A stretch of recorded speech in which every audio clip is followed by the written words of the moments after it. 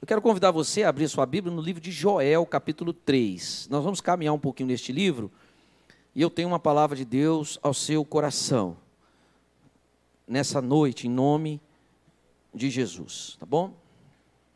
Joel, capítulo 3, nós vamos ler um versículo apenas. Quem tem a Bíblia, diga amém. Levanta a Bíblia para me ver assim, ó. Aí, isso.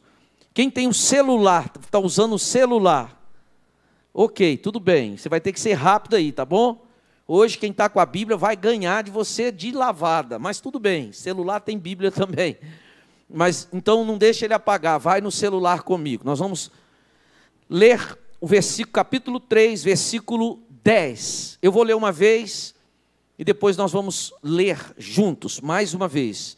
Versículo 10 diz assim: forjai espadas das vossas relhas de arado, e lanças das vossas podadeiras. Diga ao fraco, eu sou forte. Vamos ler de novo, 1, 2, 3. Forjai espadas.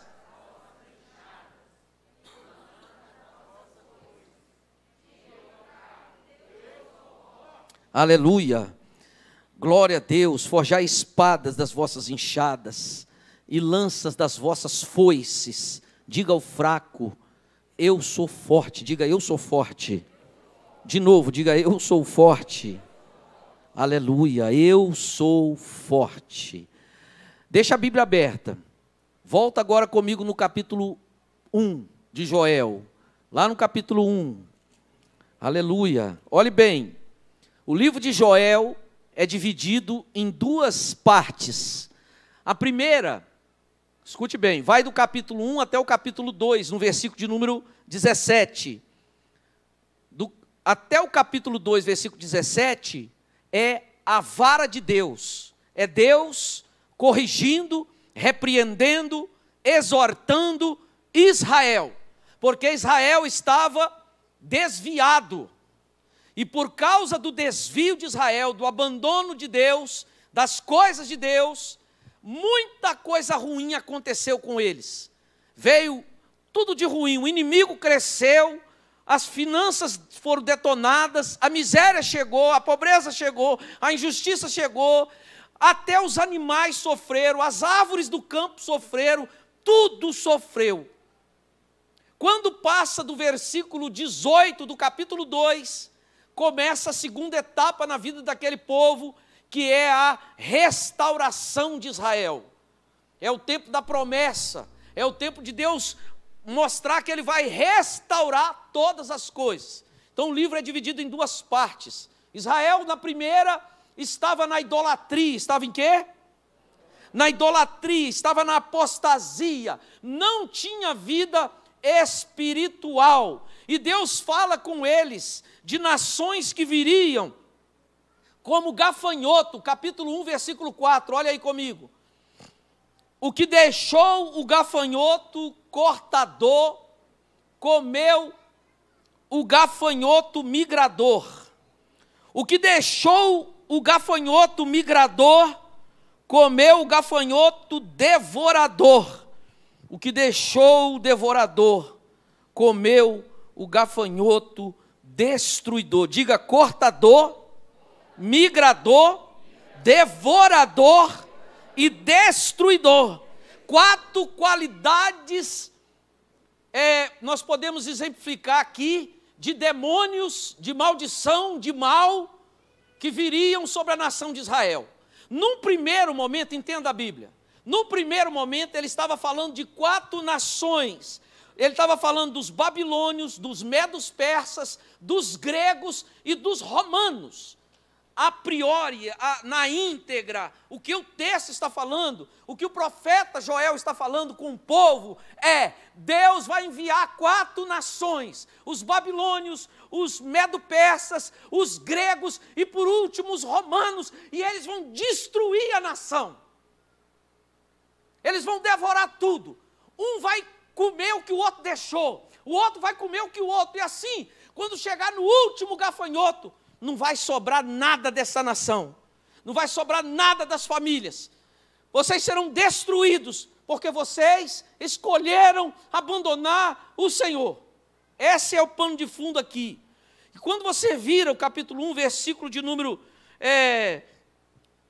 versículo 6, no capítulo 1, olha o que diz aí: porque veio um povo contra a minha terra, povo poderoso.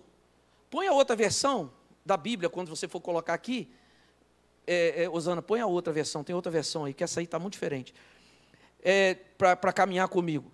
Versículo 6, diz assim: porque veio um povo contra a minha terra, poderoso, inumerável, seus dentes são como dentes de leão, e ele tem a queixada de uma leoa. Aí o 7 começa a mostrar o que ele fez com aquele povo que abandonou a Deus. Olha o versículo 7. Diz assim: fez da minha videira uma assolação, destroçou a minha figueira, a figueira também não sobrou nada, tirou a casca e lançou por terra. Irmãos, ele não só destruiu a figueira, não, ele arrancou a casca da árvore, você está entendendo? Arrancou a casca da videira. E os seus brotos se fizeram brancos, seus sarmentos, os galhos ficaram brancos. Destruiu tudo. Olha o versículo 8. Lamenta como a virgem que pelo marido na sua mocidade está cingida de pano saco. Ele falou assim: chora como uma virgem que está para casar, mas de repente o marido morre. Está tudo certo para o casamento, aí o marido morre. E ela fica desesperada, ela chora porque ela ama. E agora não, e tal. E Deus fala para Israel: chore, rapaz, você tem que chorar pelo seu pecado. Olha o versículo 9. Cortada está a casa do Senhor, a oferta de manjares e a libação. Os sacerdotes, ministros do altar do Senhor, estão enlutados. Ou seja, nem culto havia mais, não havia igreja, não havia reunião da igreja, não havia mais nada. O pecado destruiu tudo, meus irmãos, até a adoração. Coisa mais triste é quando isso acontece, e até hoje tem acontecido essas coisas. Igrejas têm sido fechadas, crentes silenciados, e a liberdade de adorar o Senhor tem sido tirada, em muitos lugares, E aí, aconteceu isso aqui. Olha o versículo de número 10, diz assim: o campo está assolado, olha o campo sofrendo, a terra de luto, o cereal destruído, a videira secou, e as oliveiras murcharam. Envergonhai-vos, lavradores, uivai, vinhateiros, sobre o trigo e sobre a cevada, porque pereceu a colheita. Mestre no campo é a colheita. Não tem colheita. Não tem colheita. A colheita foi vendida, foi roubada, foi destruída. Não vai ter colheita. Irmãos, sabe um ano em Israel que eles não plantavam? Era no 6º ano. 6 anos Israel plantava e colhia. Plantava hoje, colhia ano que vem, não é assim? No 6º ano, eles plantavam e a colheita deles davam 2 vezes mais. Porque no 7º ano, ninguém podia plantar. A terra tinha que ficar de descanso. E Deus fazia dar 2 vezes mais. A colheita abundante. Então, quando chegava no 8º ano, é que eles iam plantar. E vivia no 8º ano com a colheita do 7º. Quem está entendendo, diga amém. Na festa do jubileu, no 49º ano, de 50 anos, todas as dívidas eram perdoadas. Olha o sistema de governo de Israel, vou te explicar aqui rapidinho. Veja bem, era assim: no 49º ano, todos que eram cidadãos judeus tinham suas dívidas perdoadas. Se você penhorasse a sua propriedade, ela era daquela pessoa que penhorou durante 49 anos, mas no 49º ano, ele tinha que devolver você com todas as benfeitorias que você fez. Deus instituiu essa lei para que não houvesse mendigos, não houvesse pessoas que não tinham nada. Ele queria que todos tivessem alguma coisa, mas se você se enrolasse, se apertasse, e seu filho fosse vendido como escravo, você ia lá e penhorava seu filho como escravo, ou se penhorava como escravo, e você trabalhava ali, mas você sabia que no ano 49º, aquela dívida seria perdoada e você voltaria a ter o governo e o domínio e ter dignidade novamente. Irmãos, aqui a Bíblia diz que não teve colheita, não tinha colheita. Pense bem nisso. Olha a pobreza, a miséria. Olha o versículo de número 12. A vide fez o quê? A vide fez o quê? Secou. A figueira, a romeira, e a palmeira, a macieira, e todas as aves do campo se secaram, porque não tinha chuva, nem chuva caiu. O pecado, irmãos, traz tanta desgraça, que a nação é destruída. Eu não sei se você já viu um documentário das Ilhas Fiji. Quando elas passaram por uma maldição, até os rios, não tinha peixe. De repente, a população das ilhas, agora há pouco tempo teve uma catástrofe lá de tsunami, não sei se você viu. Tem esse documentário no YouTube.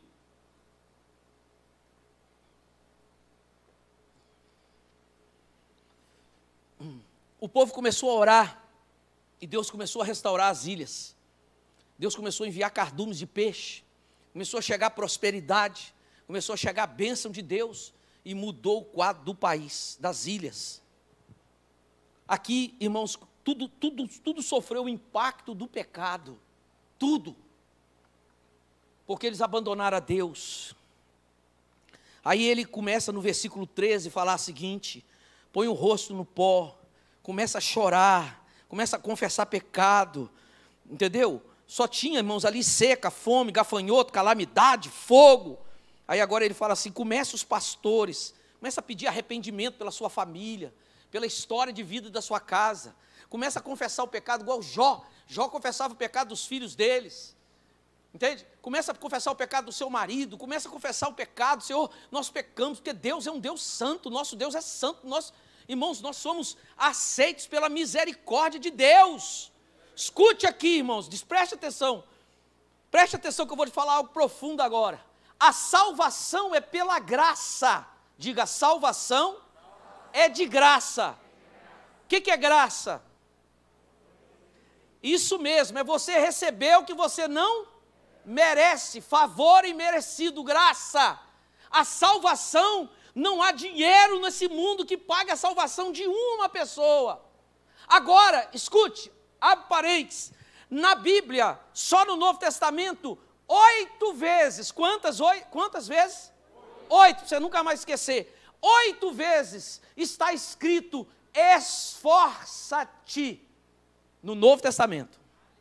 No Novo Testamento. Eu não estou falando de Josué que eu preguei domingo, não. No Novo Testamento, 8 vezes, pelo menos, na Bíblia, está escrito: esforça-te. Sabe o que entendemos? Que esse esforço seu nada tem a ver com salvação, porque salvação é de graça. Mas esse esforço tem a ver com todo o resto. Leia depois, se você quiser os textos eu te dou. Se você estiver no grupo de mulheres ou de homens, estudando o livro, lá você acha também. Tem uma parte que cabe a nós. Tem uma parte que cabe a você, a mim. As coisas de Deus é mistério. Mas está aí escrito, tem uma parte que cabe a nós. Ele disse: vai, pastor, não tem lágrima para chorar, peça a Deus, eu quero chorar, Senhor. Se é para chorar, eu vou chorar. Eu vou fazer alguma coisa, Senhor, então quebranta-me, para mim chorar e confessar meu pecado. Mas a minha história tem que mudar, eu não posso ficar saindo desse mesmo jeito. Não tem maçã na macieira, não tem manga na mangueira, não tem figo na figueira, não tem uva na videira, não tem nada. Nem culto, eu não tenho alegria nem de ir para o culto. Eu não tenho alegria nem de ir para a igreja. Muda a minha história. Olha aqui o que ele está falando. Joel, o profeta Joel. Para a gente encerrar aqui, olha o capítulo 1. Estou no capítulo 1 ainda. Versículo 17. Diz assim: a semente fez o quê? Boa essa expressão. A semente mirrou. A semente, não é o fruto mais não. Agora é a semente, o que você ia plantar para colher. Ele diz assim: mirrou, ficou podre, debaixo dos seus torrões, os celeiros foram assolados, armazéns derribados, porque se perdeu o cereal, não tem mais nada. Agora os animais, olha aí, como geme, quem? O gado geme, eu nunca ouvi gado gemer, mas quem é da roça já ouviu. Gado gemer de fome, lá no Nordeste, Você lembra daquela época lá no... Agora está chegando água lá, irmãos. Mas antigamente lá no Nordeste, tive o privilégio de ir no Nordeste no início do ano com a minha esposa e andar na caatinga mesmo, no sertão mesmo. E você lembra daquela época que passava as vacas na televisão? Você via as costelinhas das vacas, tudo, aquele chão, entende? Seco. Aquela pobreza, só mesmo nordestino aguentava viver ali, pior do que deserto do Saara. Olha o que está dizendo aqui, o gado geme, as manadas de bois estão sobremodo inquietas, porque não tem pasto, não tem o que comer. Também os rebanhos de ovelhas estão perecendo, está tudo morrendo. Aí o 19 diz assim, a ti, ó Senhor, clamo, porque o fogo consumiu os pastos do deserto, e a chama abrasou as árvores do campo, também todos os animais do campo bramam, suspirantes por ti, porque os rios secaram, até o rio secou, e o fogo devorou os pastos do deserto. E aí vai, e vai, e vai, aí chega no capítulo 2, e Deus vai dizendo, se vocês orarem, olha o versículo 3, capítulo 2, ele diz assim, rasgue o vosso coração e não as vossas vestes. Irmãos, tem muito show pirotécnico, show de qualquer jeito que você quiser. Tem muita gente que está perdendo tempo, porque ele vem para a igreja para dar um show, se apresentar. É verdade. Essa palavra é para mim, Arildo. Essa palavra em primeiro confronta eu, não estou falando para meus irmãos. Não, primeiro é para mim. Para que eu estou vindo aqui? É para perder tempo ou para fazer de verdade? É para ter um desfile de moda, mostrar minhas roupas, meu sapato, o vestido da irmã, o carro, é para quê?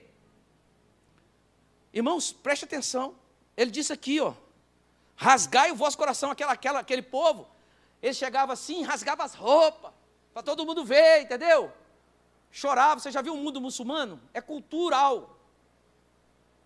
No mundo muçulmano, quando tem aqueles atentados da bomba, quem já viu? E aqui as mulheres choram, gritam. Entende? É claro que tem dor ali, porque morreu gente, mas aquilo ali é cultural. E muita gente vinha para os cultos, fazia aquilo ali, ai, rasgava a roupa. Aí Deus chegou e falou assim, para de rasgar a roupa, rasga o coração. Versículo, olha lá, capítulo 2, versículo 13. Rasga o vosso coração. Ele diz assim, não as roupas, convertei-vos ao Senhor vosso Deus. Porque Ele é o quê? Ele é misericordioso e compassivo, tardio em irar-se, e grande em benignidade, e arrepende-se do mal. Essa palavra aqui, arrepende-se, não é boa a tradução, porque Deus não se arrepende. Deus muda a sentença, é melhor, penso que é a melhor tradução. Muda, abrevia. Quem sabe o 14, não se voltará e se arrependerá e mudará, deixará sobre si uma bênção.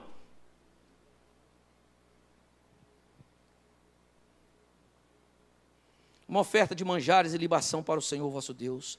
Tocai a trombeta em Sião, promulgai um santo jejum, olha, jejua.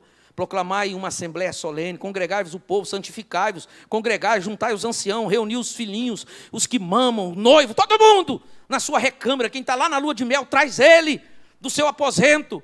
E ele diz, orem os sacerdotes, ministros do altar do Senhor, entre o pórtico e o altar, e orem, e tal. E ele diz assim, porque o teu povo, ó Senhor, e não entregues a tua herança ao opróbrio, a vergonha, para que não dizer, tal. Então ele vai orando. Aí, irmãos, ele começa a dizer, ele começa a falar, se vocês fizerem isso, olha o 21 comigo, vamos ler a Bíblia, gente. O 21 diz assim, não temas, ó terra, regozija-te, alegra-te, porque o Senhor faz grandes coisas. Olha o 22, capítulo 2, 22. Não temais, animais do campo, porque os pastos do deserto farão o quê? Reverdecerão. Não tem pasto, mas eu vou mandar pasto. Vai ter. Vocês precisam de pasto para os animais? Vai ter, diga aleluia. Porque o arvoredo dará o seu fruto, e a figueira e a vide produzirão com vigor. 22 eu estou, 22, Osana, aí. Olha lá, produzirão diga vigor. Vai produzir muito, aleluia. Irmãos, quando há quebrantamento na presença de Deus, a coisa muda. Se meu ministério ficar seco, eu vou para o joelho. Se a sua vida ficar seca, você tem que ir para o joelho e falar assim, Deus, e se humilhar, e eu não sei o que confessar, mas o Senhor é santo, o que está acontecendo? Tem misericórdia de mim, Senhor. Olha o 23 agora, Osana, vamos lá. Alegrai-vos, pois, filhos de Sião, igreja batista, caminho da fé. Regozijai-vos no Senhor vosso Deus, porque Ele vos dará em justa medida. Injusta medida, não pode ser muito nem pouco, tem que ser na medida certa. A chuva temporã e a chuva serôdia, a chuva primeira que vem para molhar a terra, para você plantar a semente, e depois quando a semente cresceu e os frutos já estão ali, quase na época da colheita, mas não é colheita ainda, quase na época, Deus manda outra chuva, e ela dá mais força à árvore, e faz o fruto crescer, e ficar doce, e Deus disse, eu sei a hora exata de mandar a chuva temporã, e a chuva serôdia, e eu vou enviar. Olha para o seu irmão e fala, Deus sabe a hora exata de enviar a sua vitória. Profetiza para você mesmo, vai, Deus vai enviar para mim.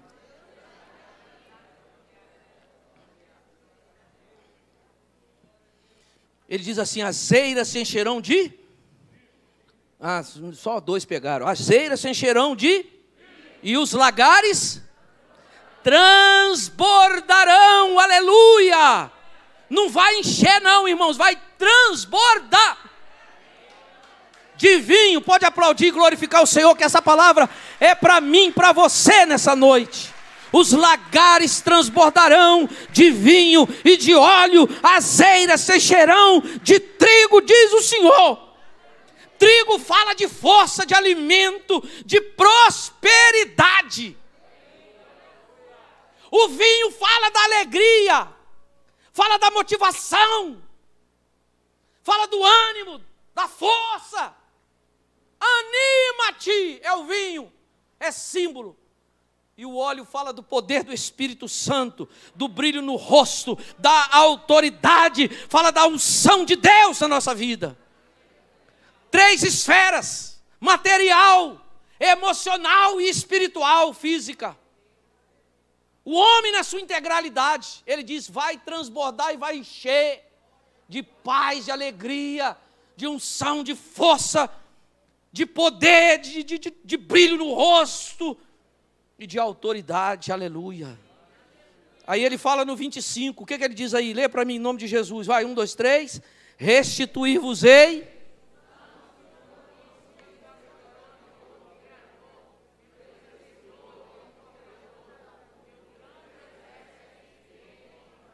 Deixa aí, só Deus pode fazer você recuperar o tempo perdido. Eu e você.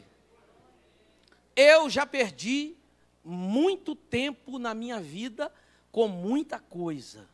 Investi energia e fiquei frustrado. Investi emocional, investi esforço, investi em dinheiro, investi de muitas maneiras. E não deu em nada, fiquei frustrado. Quem já aconteceu isso? Todo mundo.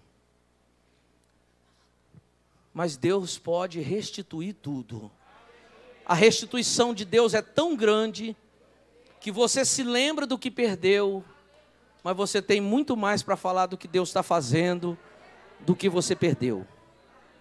Pastor, são anos vivendo com aquele homem e é só sofrimento aquele homem. Deus pode mudar tudo e você viver uma lua de mel. Mas, pastor, nem gosto dele mais. Eu nem gosto dela mais, pastor. Eu vivo porque não tem jeito. Mas Deus pode fazer uma obra tão grande. Eu creio que Deus vai fazer uma obra tão grande. Diga, Deus pode, não. Diga, Deus vai. Aleluia. Olha o 26. Lê comigo. Comereis. Irmãos, é abundantemente ou é comereis para se alimentar? É para sobrar. E vos? E aí o que você vai lembrar de fazer? Porque você sabe, irmãos, que o que você está vivendo, o que você vai viver, veio da parte de Deus. Comereis abundantemente, vos fartareis e louvareis o nome do Senhor vosso Deus. Aleluia. que se ouve, que operou com maravilha para com você. E aí vem essa palavra de baixo, eu já orei muitas vezes. Eu já entrei em negócios, em situações, que eu disse: Deus, meu nome não é nada não, Senhor. Mas não deixa eu ser envergonhado, não. E Deus algumas vezes já me deu esse texto e disse assim: e o meu povo jamais será envergonhado. Quando nós estamos em obediência a Deus, aos pés do Senhor, Deus não permite que a gente seja envergonhado. A gente perde o emprego, perde não sei o quê, acontece isso. Não é disso que eu estou falando. Estou falando do Deus que atua ainda na nossa vida. E aí, para encerrar, a melhor parte desse texto está aqui. Antes de encerrar, dá para esperar mais um minutinho, amém? Vão comigo aqui. A melhor parte está no versículo 28, 29 e 30. Leia para mim. 1, 2, 3, 28, 29 e 30. E acontecerá depois...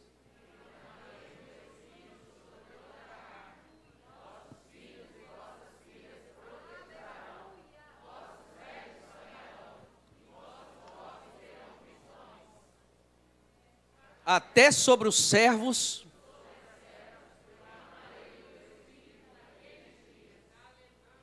olha o 30, mostrarei prodígios,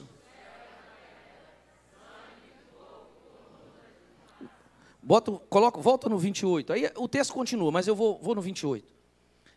E acontecerá depois que derramarei o meu espírito sobre toda a carne, vossos filhos e filhas profetizarão, vossos velhos sonharão, e vossos jovens terão visões. Esta profecia se cumpriu parcialmente, só parcialmente. No dia de Pentecostes, quando o Espírito Santo desceu, ele concedeu dons aos homens. Os homens receberam dons de línguas, dons de interpretação das línguas, dom no plural, de discernimento de espíritos, dons no plural de cura. Está escrito em Coríntios, você sabe os 9 dons. Dons da fé, palavra de sabedoria, dom de palavra de conhecimento, 9 dons sobrenaturais. E ainda hoje, os nossos filhos e nossas filhas estão já profetizando aqui na igreja. É só você vir nos cultos, você vai ver. Nossos velhos, jovens, estão tendo visões. Muitas vezes visão é um sonho noturno, visões da noite, como muitas vezes a Bíblia fala. Mas o fato é que homens velhos e novos na igreja têm tido visões, sonhos e revelações. Os dons têm sido derramados. Só que quando Joel escreveu esse texto, ele estava mirando na nação de Israel, no povo de Israel.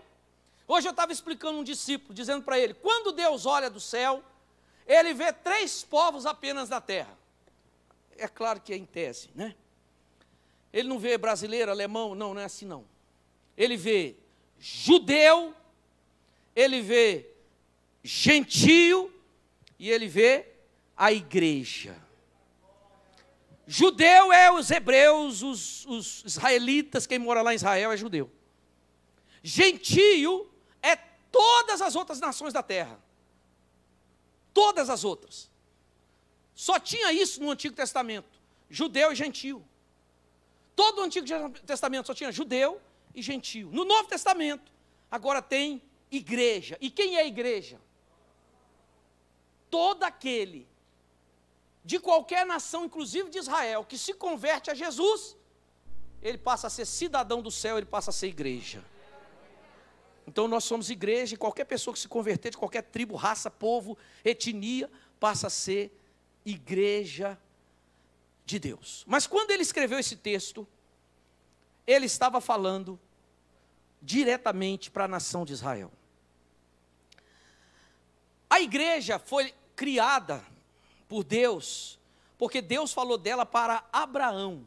Para quem que Deus falou? Abraão falou assim, Deus falou assim, Abraão, abençoarei os que te abençoarem, e mais o quê? Amaldiçoarei quem te, em ti serão benditas todas as famílias da terra, era a igreja. Todas as famílias, todos os povos. E aí, meus irmãos, quando ele fala derramarei o artigo o, ele está falando de uma porção do Espírito que ainda será derramada, o todo, o poder dobrado, a unção de Eliseu, sobre o povo num futuro próximo. Nós temos experimentado do Espírito, mas a maior parte está para ser derramada ainda, e ela será derramada, porção dobrada, assim que acontecer o arrebatamento da igreja. E este está perto, e este está próximo. E esse Espírito será derramado sobre a nação de Israel, e de lá vão sair os 144 mil, que os testemunhos de Jeová fazem a maior confusão. Eles pregavam que era eles, só eles já passaram muito mais desse número. Os 144 mil serão serão 12 mil judeus de cada tribo de Israel, das 12 tribos, que vão sair de 2 em 2 pregando o evangelho do reino no mundo todo. Nessa época também vão surgir as 2 testemunhas do Apocalipse, mas essa parte está para se cumprir ainda. E Joel fala disso, e nós estamos vivendo os últimos instantes, os preliminares, e o Espírito já foi derramado sobre nós. Mas quando chega no capítulo 3, no versículo 2, eu gosto muito dessa parte, porque ele diz assim: diga ao fraco, eu sou forte. E ele diz assim: forjai espadas das vossas enxadas e das vossas lanças, transforme a lança a foice numa lança. Pega a espada, a enxada, lixa ela na pedra, na lima, e faz dela, da enxada, faz uma espada, uma lança. Da foice faz uma lança. Transforma os instrumentos de trabalho em arma de guerra. E aí ele diz assim: e para de ficar falando que você é um Zé Mané, que você é um coitado, que você é fraco, que você não consegue. Para de falar que você é doente, e mesmo tomando remédio ali, você toma e diz: Senhor, eu sou curado, Senhor. Coisa de doido. Mas isso se chama fé. E ele disse: diga ao fraco, eu sou. Porque Paulo, escute, disse: Deus chama os fracos deste mundo, Deus chama as coisas que não são, para confundir os grandes, os que acham que são. Deus escolhe os desprezados. E ele disse na palavra dele assim: a minha força se aperfeiçoa na fraqueza. É quando Paulo disse: então, e quando eu acho que eu estou fraco, eu estou forte. Exatamente. O poder de Deus nos capacita. E ele disse aqui: diga ao fraco, eu sou forte. Pare de contar miséria, pare de contar os problemas. Agora chegou uma hora decisiva. Pensa que no capítulo, no versículo de número 18 do capítulo 2, começa a restauração da nação. Então nós, irmãos, estamos vivendo os últimos momentos, é o momento da restauração da igreja. Tem luta, irmãos, tem adversidade, tem peleja, tem tudo aí, mas Deus está falando conosco nesta noite. Não diga que você é fraco, diga que no Senhor você é forte. Diga ao fraco, eu sou o quê? Forte. Às vezes a gente vai dizer isso chorando, às vezes, não sei, mas essa é a palavra de Deus para nós nessa noite. E quando a gente disser isso, o Espírito de Deus vai honrar essa palavra. Você que está em casa, eu não sei o que está acontecendo com você aí, querido, agora, na hora que você ouve essa mensagem, mas o Senhor está dizendo para você: abra a sua boca agora.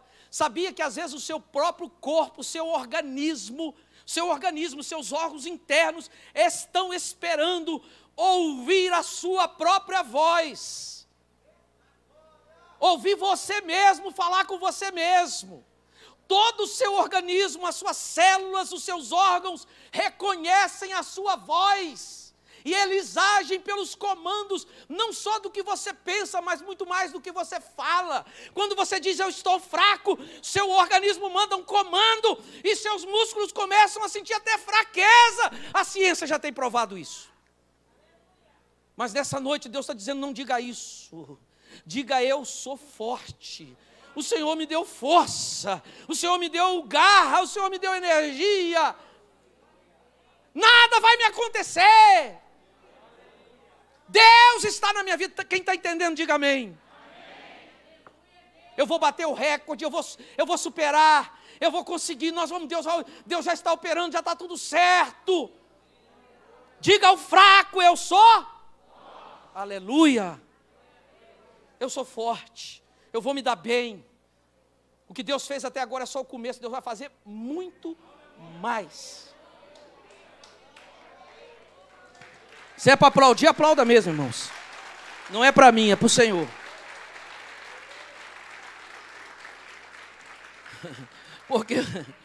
Porque o Espírito Santo está falando no nosso meio.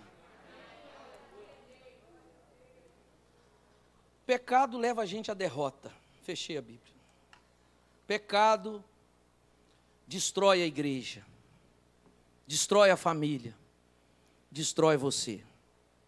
Problema e adversidade, as portas do inferno não prevalecerão contra a igreja. Mas aqui nesse livro você viu que até os animais, o campo, tudo é destruído pelo pecado. E Deus disse, mas ainda quando tem vida tem jeito. Se humilha, confessa, deixa, abandona, escolhe Deus. E se você escolheu Deus, as eiras se encherão de trigo. Se você escolheu Deus, os lagares transbordarão de vinho e de óleo. Se você escolheu Deus, saia daqui e diga, eu sou forte. Amanhã acordar, antes de dormir hoje, diga, eu sou forte. Eu sou forte. Essas pulseiras que estão na minha mão, são duas pulseiras com duas promessas com o nome da igreja. Isso aqui vieram lá da Suíça, para nós. E essa pulseira eu quero entregar para nós, daqui a alguns dias, onde você vai estar usando essas pulseiras, assim, mais ou menos assim. Até o final do ano nós vamos usar, como um ato profético. Não é isso que está escrito, mas talvez quando você olhar a pulseira, você vai lembrar e vai dizer, seja só para te lembrar, e você vai dizer, eu sou forte em Cristo. São 2 versículos que tem escrito nessas duas pulseiras, um versículo em uma, um versículo na outra. E nós mandamos fazer isso como ato profético, e eu já tinha falado para vocês, chegaram tem uns 10, 15 dias, e já está nas vésperas de nós liberarmos esse ato profético. Porque nós somos fortes, irmãos. Nós não estamos aqui para competir com ninguém, mas nós estamos aqui para entender o que Deus quer de nós e agirmos em cima desta palavra. E nós somos fortes, amém? Diga, nós somos fortes. Nós somos fortes não porque somos, mas porque temos um Deus que é todo poderoso. E se Deus disse que nós somos e está acabado. Se Deus disse que nós somos e está terminado, acabou, ponto final. Ele garante. E nós vamos ficar nesta fé em nome de Jesus. Tudo que você precisava ouvir, você já ouviu. O que você precisa fazer, você já ouviu nesta noite. Então agora, age em nome de Jesus. Pai, obrigado por este tempo, por esta palavra que veio ao meu coração também, o coração dos meus irmãos, coração de quem está na internet, queridos. Completa esta palavra, Senhor, como Joel, nesse livro tão pequeno, conhecido como o profeta menor, foi usado. E nesse pequeno livro ele falou do Espírito Santo. Senhor, dá visão ao teu povo, dá revelação ao teu povo, dá sonho ao teu povo nesta noite, sonho de revelação, Senhor. Tem gente aqui que nunca teve, e tem gente que está tendo e nem sabe que está tendo. Mostra para ele, Senhor, que é o Senhor falando enquanto dormimos. Senhor, fala conosco, Senhor. Dá estratégia para nós, acordado, dormindo, andando. Faz-nos andar ligados no Espírito, atentos, Senhor. Deus, faz-nos abominar o pecado, odiar o pecado. Não deixa nenhum de nós cair na tentação, nem nas bandejas de Satanás. Deus, há pessoas aqui que estão enredadas. Satanás já os prendeu na frieza, na indiferença. Socorre esses irmãos, socorre essas irmãs. Corta esse laço de frieza, Senhor, porque eles não estão enxergando que o bem maior é a vida espiritual. Alguns deles estão dizendo: não, amanhã, depois eu vou. Não, depois não, Senhor, é agora, é hoje, Senhor. Pai, nós oramos pelos irmãos que vão viajar para Belo Horizonte, para aquele retiro, para aquele seminário, que eles sejam muito abençoados e tragam a unção para a igreja. Deus, leva-nos em paz para casa. Oramos em nome de Jesus, a igreja diga amém. Diga amém. Aleluia. Vamos ficar